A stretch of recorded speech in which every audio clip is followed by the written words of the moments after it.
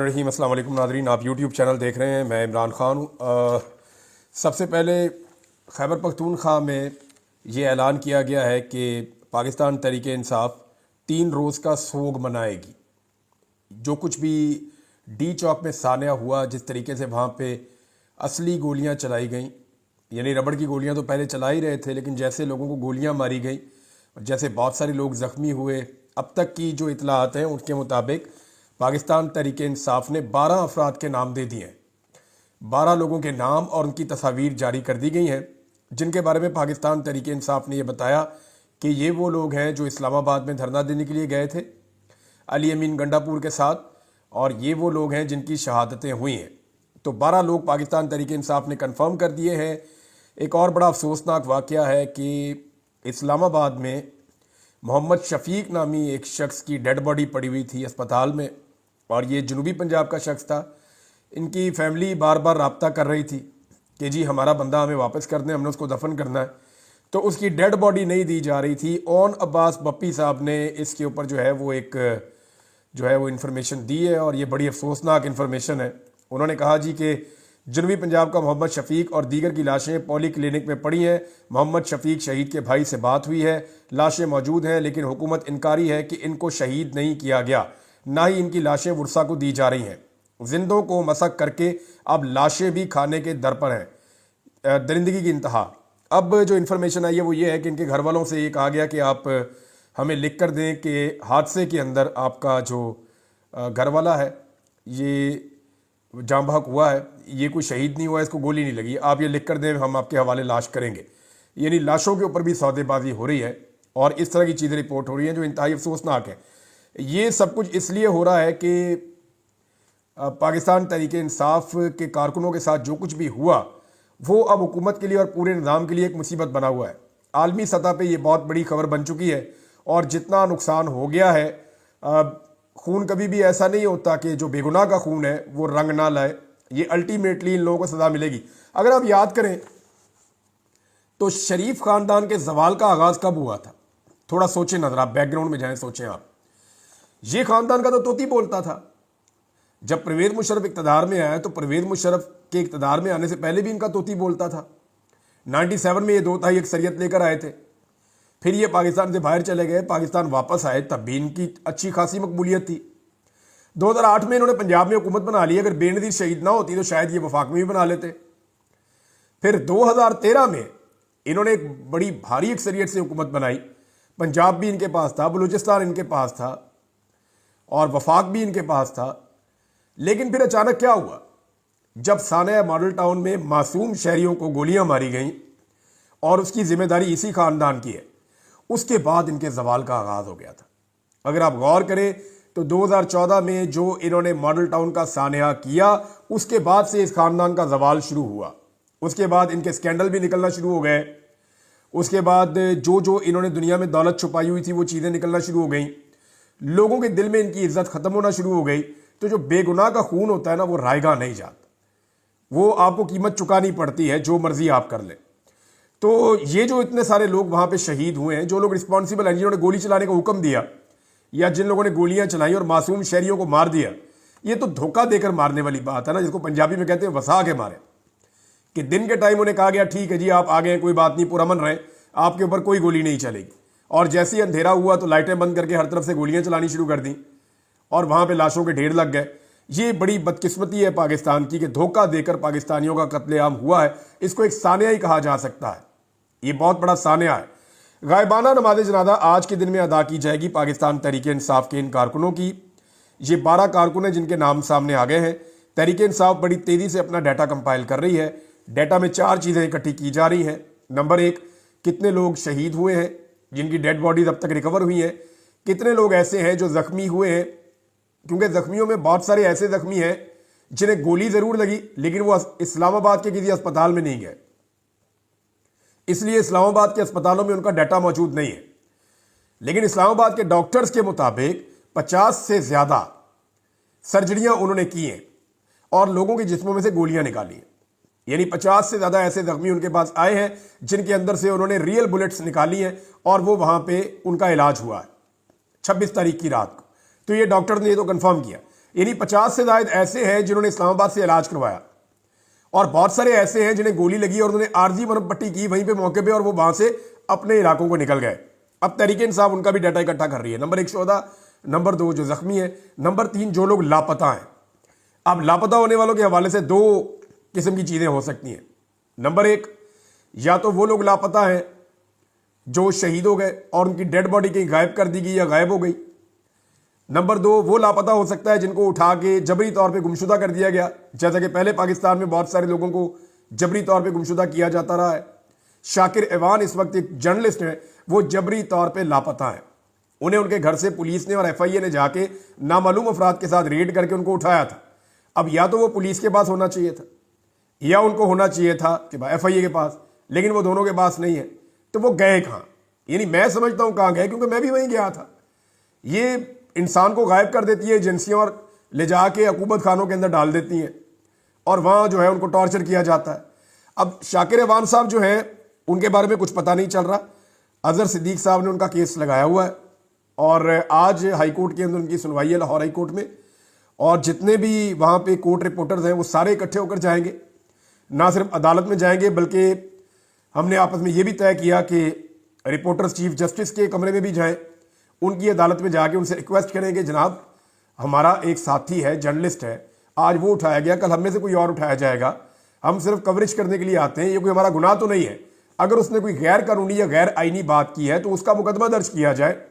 ये नहीं हो सकता कि आप बंदा उठाएं और उठा के गायब कर दें। ये मुल्क में कोई कानून है या नहीं है, ये बात जो है वो चीफ जस्टिस के सामने रखी जाएगी। इस्लामाबाद के जो सहाफ़ी हैं उनसे भी मैंने दरख्वास्त की है कि आप चीफ जस्टिस ऑफ पाकिस्तान के सामने ये बात रखें। देखिए, मोतीउल्लाह जान साहब का सामने आ जाना बड़ा खुशाइंद है। मोतीउल्लाह जान ने सामने आने के बाद भी वही बात की है, और वो बात जो है असल बात भी वही है और बड़ी इंपॉर्टेंट बात है। मोतीउल्लाह जान ने कहा, जो उनका पहला बयान है कि PTI के शहीद कारकुनान को इंतजामिया छुपा रही थी, इस पर मैं काम कर रहा था, इसीलिए मुझे उठाया गया, लेकिन हम बिल्कुल नहीं डरेंगे, इदारों की साख को तबाह किया जा रहा है। ये मोतीउल्लाह जान साहब का पहला स्टेटमेंट है। अब यही काम शाकिर ऐवान साहब कर रहे थे, लेकिन वो मंजर आम पे नहीं आए। मोतीउल्लाह जान साहब क्योंकि इस्लामाबाद में है और उनकी बहुत पहचान है, बड़े ज़ोरदार तरीके से सहाफ़ियों ने भी, पाकिस्तान के अंदर पाकिस्तान के बाहर, सबने हमने मिलकर आवाज़ उठाई और रियासत के ऊपर इतना दबाव पड़ा कि उन्हें मंजर आम पे लाना पड़ गया। अब शाकिर ऐवान क्योंकि लाहौर में है और उनके लिए उस जोरदार तरीके से आवाज़ नहीं उठ रही, तो मेरी सबसे गुजारिश है, फॉर गॉड सेक, ये कल को आग आपके दरवाजे पे आनी है, ये आप सारे भी उठाए जाएंगे बारी बारी, आप सबको भी मार पड़ेगी बारी बारी, आप सबके साथ यही जुल्म होगा बारी बारी। लिहाजा मेहरबानी करें और शाकिर महमूद ऐवान साहब के बारे में भी उसी जोर से आवाज़ उठाएं जैसे मोतीउल्लाह जान साहब के बारे में उठाई है, और उनको भी इसी बात की सजा दी जा रही है कि जो खबरें मोतीउल्लाह जान साहब ढूंढ रहे थे उन खबरों को आगे पहुंचाने में और अपनी तरफ से खबरों पर तहकीकात करने में शाकिर महमूद ऐवान साहब का बहुत बड़ा किरदार था। अब एक और भी नाजरीन खबर चल रही है। एक तो पूरी दुनिया के अंदर नमाज जनाजा अदा की जाएगी इन शोहदा की, और जो अपील की गई पाकिस्तान तहरीक इंसाफ की जानते शहबाज गिल साहब ने अपील की है कि तमाम यूरोप के अंदर, अमेरिका के अंदर जहाँ जहाँ पाकिस्तानी मौजूद हैं वो जुम्मे की नमाज के बाद गायबाना नमाज जनाजा अदा करें। जो शोहदा है डी चौक के, और उसके बाद उसकी वीडियो बना के वो उसके ऊपर प्रोटेस्ट करें और पूरी दुनिया को बताएं कि जनाब हमारे साथ क्या हुआ। तो एक तो ये काम हो रहा है। दूसरा, खैबर पख्तूनख्वा की असम्बली ने 3 रोज़ा सोग का ऐलान किया है। पंजाब के अंदर भी देखें, अब ये बंदे किसके गैर कानूनी तौर पर गिरफ्तार हैं? पंजाब के। मैंडेट कहाँ पे छीना गया है? पंजाब में। और मुतालबात के हक में कौन निकले? ज्यादा लोग खैबर पख्तूनख्वा के निकले। तो एक्चुअली जो पंजाब में ज्यादतियां हो रही हैं उनके खिलाफ खैबर पख्तूनख्वा के लोग निकले थे। तो अब पंजाब के लोगों का कम से कम इतना तो उनका हक बनता है कि वो निकलें और निकल के गायबाना नमाज जनाजा अदा करें उन लोगों का जिन्होंने उनके हक के लिए कुर्बानी दी है। तो नमाज जनाजा अदा करने के लिए कहा गया है। एक और चीज़ है वो ये है कि नैब ने एक टीम बनाई है बुशरा बीबी को गिरफ्तार करने के लिए। अब उन्हें गिरफ्तार करने की बहुत कोशिश की जाएगी, क्योंकि इस बात की सारे सिस्टम को समझ आ गई है कि बुशरा बीबी वो खातून है जो इस सारे क्राउड को लेकर डी चौक तक चली गई थी, और अगर दोबारा भी कोई आएगा तो बुशरा बीबी आएंगी या अलीमा खान आएंगी। तो ये खवातीन जो हैं इनसे अब खौफ है निज़ाम को। उन्हें यह पता है कि अली अमीन गंडापुर या बाकी लोग जो है वो कंप्रोमाइज हो जाएंगे। अली अमीन गंडापुर में मीटिंग हो रही थी ना, पॉलिटिकल कमेटी की, उसके अंदर सारे बैठे थे। अली अमीन गंडापुर बात कर रहे थे और शिकवा कर रहे थे, कोई नहीं आया, कोई नहीं पहुंचा, और फिर अचानक उनकी लाइन ड्रॉप हो गई। तो 5-7 मिनट के बाद उनकी लाइन वापस आई और वो मीटिंग के अंदर ज्वाइन किया उन्होंने। तो उन्होंने उस वक्त बताया कि जी बुशरा बीबी भी मेरे पास है और वो भी यहाँ बैठी है। اور علی امین گنڈا پور صاحب نے جان بوجھ کے یہ بات وہاں پہ کی کہ آپ بشرا بی بی سے پوچھیں کہ کیا میں انہیں زبردستی لایا تھا یا ان کی مرضی کے خلاف میں ان کو اپنے ساتھ گاڑی میں بٹھا کے لایا ہوں. تو اس پہ بشرا بی بی نے سمجھداری کا مظاہرہ کیا اور انہوں نے کہا کہ وہ یہ بات عمران خان کے سامنے بتائیں گی یا نہیں بتائیں گی. تو علی امین گنڈا پور صاحب نے کوشش کی کہ یہیں پہ کسی معاملے کو کلیئر کیا جائے اور میں پارٹی کے سامنے سرخرو ہو جاؤں کہ جناب میں بشرا بی بی کو نہیں لے کر گیا، یہ اپنی مرضی سے آئی ہے وہاں سے. تو انہوں نے کہا نہیں، یہ بات میں عمران خان کے سامنے کہوں گی. وہاں بشرا بی بی نے کوئی ایک دو جذباتی جملے بولے ہیں جن کے بارے میں یہ شرم دلانے کی انہوں نے کوشش کی پاکستان تحریک انصاف کو، جس پہ بہت سارے لوگوں نے مائنڈ کیا اور بنتا بھی تھا. دیکھیں، بشرا بی بی کو پولیٹیکل لیڈر تو نہیں ہے، نہ پاکستان تحریک انصاف جو ہے وہ کوئی ایسی پولیٹیکل پارٹی ہے جس میں موروثیت ہو. اب ان کا پاکستان تحریک انصاف کے لوگوں کا یہ کہنا ہے کہ ان کا نہیں بنتا تھا کہ وہ پارٹی کی باز پرس کریں یا لوگوں کو ڈانٹیں. پارٹی جواب دہ بشرا بی بی کو نہیں ہے، پارٹی جواب دہ عمران خان صاحب کو ہے. ہاں، یہ پارٹی نے ایڈمٹ کیا کہ جناب ہم سے غلطی ہوئی، ہم نہیں پہنچ پائے، ہم نے بڑی کوشش کی لیکن اتنا زبردست کرفیو تھا پنجاب میں کہ ہم کو رکاوٹیں نہیں توڑ پائے. اس کے بارے میں سب نے اپنی اپنی وجہ بھی پیش کی ہے، سب نے اپنی اپنی باتیں بتائیں کہ جناب میں بیڑیاں کراس کر رہا تھا تو میں دریا کراس کر رہا تھا تو میں سڑکوں پہ چل رہا تھا تو میں رستے بدل رہا تھا. سب نے اپنی اپنی کہانی سنائی، چند لوگوں کے علاوہ کسی نے بھی اتنی ایفرٹ نہیں کی ہے. اب ناظرین، پاکستان تحریک انصاف کے حوالے سے نا میڈیا کو بھی انسٹرکشن ہے، حکومت کو بھی انسٹرکشن ہے اور سب کو یہ کہا گیا ہے کہ 26 تاریخ کو رات کو جو بھی سانحہ ہوا اس کے اوپر بات نہیں ہونی چاہیے، اس کے اوپر فوکس نہیں ہونا چاہیے.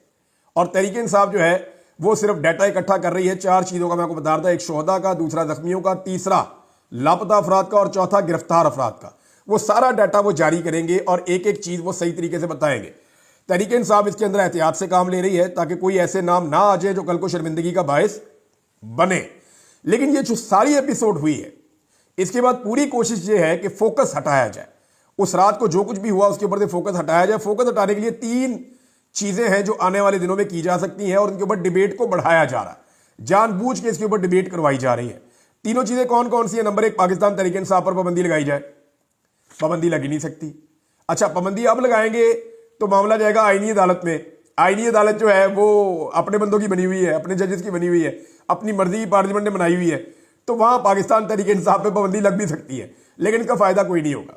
وہ پاکستان کی سب سے بڑی پولیٹیکل پارٹی ہے، اس پہ پابندی لگا کے آپ کخ بھی حاصل نہیں کر سکتے، آپ کچھ بھی نہیں کر سکتے. پاکستان تحریک انصاف پر پابندی لگائیں گے، فرض کریں آپ ان کے سارے بندے بھی ڈی سیٹ کر دیتے ہیں تو آپ کیا دوبارہ الیکشن کروائیں گے؟ پھر کس طرف جائیں گے؟ پاکستان اس کا خمیازہ نہیں بھگت سکتا. لگا بھی لیں پابندی تو کچھ نہیں کر سکتے. عمران خان کا یہ کخ نہیں بگاڑ سکتے پابندی والے معاملے میں. دوسرا، گورنر راج. تو خیبر پختونخوا میں کون سی علی امین گنڈا پور کی حکومت ہے؟ ایک ڈی پی او اور ڈی سی تو وہ ٹرانسفر نہیں کر سکتے، چھوٹے چھوٹے فیصلے تو وہ اپنی حکومت کے لے نہیں سکتے. ہر چیز جو ہے وہ اسٹیبلشمنٹ کے کنٹرول میں ہے پوری طرح سے. پولیس اسٹیبلشمنٹ کے کنٹرول میں ہے، انتظامیہ اسٹیبلشمنٹ کے کنٹرول میں ہے، چیف سیکرٹری اسٹیبلشمنٹ کے کنٹرول میں ہے. تو علی امین گنڈا پور تو ایک ڈمی وزیر اعلیٰ ہے جس کو اچھا کھانے کے لیے ملتا ہے اور ایک بڑا گھر ملا ہوا ہے اور کچھ پروٹوکول ملا ہوا ہے اور کچھ اختیارات تھوڑے بہت ہیں علی امین کے پاس. تو اگر گورنر راج لگ بھی جائے تو کیا فرق پڑتا ہے؟ گورنر راج لگائیں گے تو عمران خان کا بہت بڑا پولیٹیکل فائدہ کریں گے. اگر کوئی کسر رہ گئی ہے خیبر پختونخوا میں انقلاب آنے میں تو وہ بھی پوری ہو جائے گی.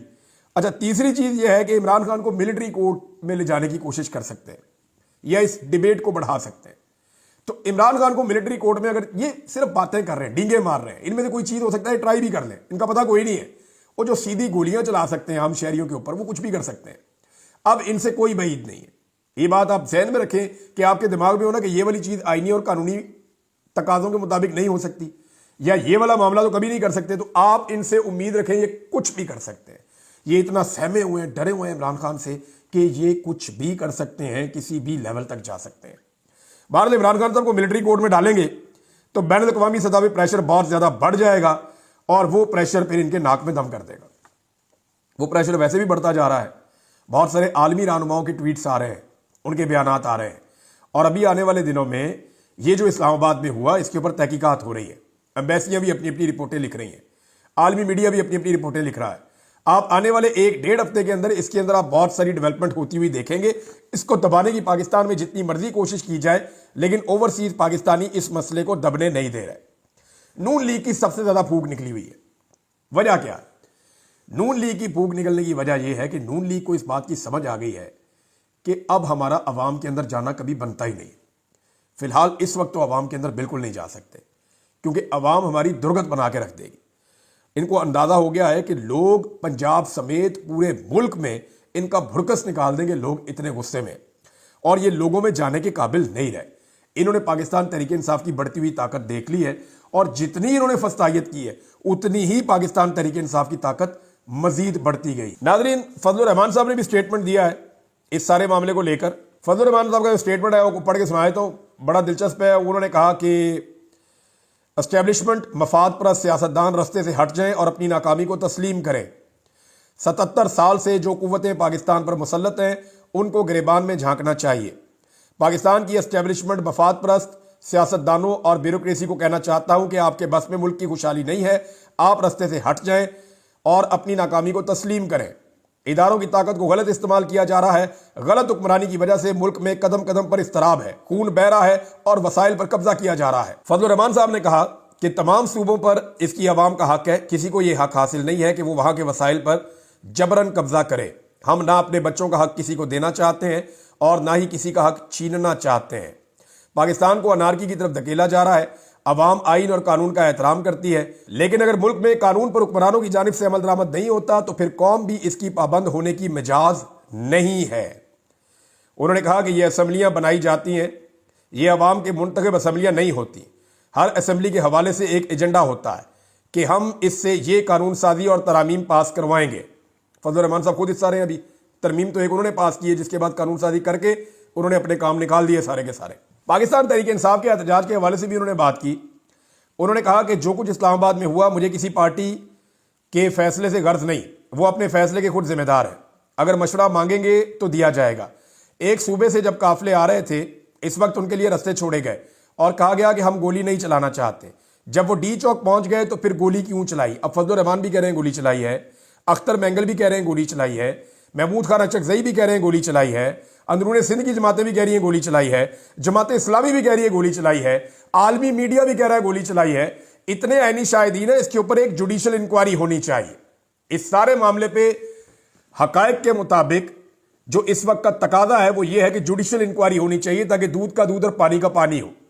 और जुडिशल इंक्वायरी के अंदर जो भी वहां पे जुडिशल ऑफिसर्स बैठे वो वहां पे मौजूद एहलकारों के इंटरव्यू ले, जो ऐनी शाहिदीन है उनके इंटरव्यू ले, जो डॉक्टर्स हैं उनके इंटरव्यूज ले, जितने वहां पे मौजूद थे सहाफ़ी उनके भी इंटरव्यूज ले, और जो वहां इलाके के रहने वाले लोग हैं, मकीन हैं, उनके भी इंटरव्यू लिए जाएं और जख्मियों के भी इंटरव्यू लिए जाएं ताकि पता चले कि कितनी गोली चली और किसने गोली चलाई और कितने लोग गायब हैं। ये जुडिशल इंक्वायरी बहुत जरूरी है, वरना कल को कोई भी एहतजाज करने आएगा और आप गोलियां चलाएं और उसके बाद पता ही ना चलने दें और कंप्रोमाइज करके आप लाशें दें, लाशों के ऊपर भी सौदेबाजी करें, तो इस मुल्क के अंदर जंगल का कानून होगा। नाज़रीन, मैंने 2-3 दिन पहले एक बात की थी, मैं उसकी तरह वजाहत करना चाहता हूं कि कोई भी जत्था आए और आके हुकूमत को गिरा दे तो क्यों गिरा दे, कैसे गिरा दे। मैंने ये कहा था कि पाकिस्तान तहरीक इंसाफ के बाद तो बहुत बड़ा मैंडेट है। देखें, जो भी पॉलिटिकल पार्टी होती है उसको वोट पड़ते हैं और एक वोट की भी बड़ी अहमियत है और उसका भी एहतराम है। लेकिन जिस पार्टी के पास इतनी मेजॉरिटी नहीं है कि वो हुकूमत बनाए, तो वो हुकूमत गिराने के लिए कैसे आ सकती है? 2 सीटों के साथ, 1 सीट के साथ कोई हुकूमत गिराने नहीं आता। यहां 180 सीटों पे डाका पड़ा है। मैं इस नुक्ता नजर से कह रहा था कि इनका एहतजाज बहुत जस्टिफाइड है, इन्होंने सारे दरवाजे खटखटाए हैं, कोई दरवाजा नहीं खुला।